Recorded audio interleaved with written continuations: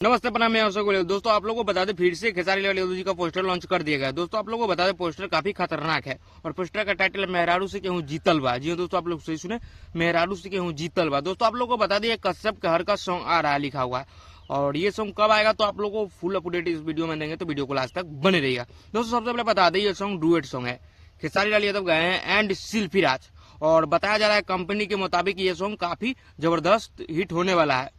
क्या है कि यह सॉन्ग कश्यप का, अखिलेश कश्यप जी ये सॉन्ग को लिखे, म्यूजिक है रोशन सिंह का, और काफी भौकाल ये सॉन्ग होने वाला है। दोस्तों आप लोग को बता दिए सॉन्ग किस चैनल पे आएगा, तो वो चैनल का नाम है अन्नपूर्णा फिल्म्स। ये अखिलेश कश्यप जी का चैनल है और वही सॉन्ग लिखे हैं, और उन्हीं की कंपनी से ये सॉन्ग आया। बहुत दिनों के बाद अन्नपूर्णा फिल्म्स पे गाना आ रहा है।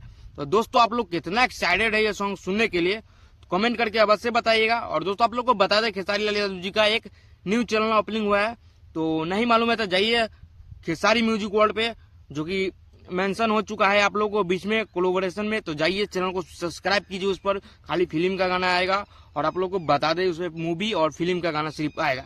तो ये अपडेट आप लोग को कैसा लगा दोस्तों, कमेंट करके अवश्य बताइएगा। मिलते हैं किसी नेक्स्ट वीडियो में, तब तक के लिए जय हिंद, लव यू।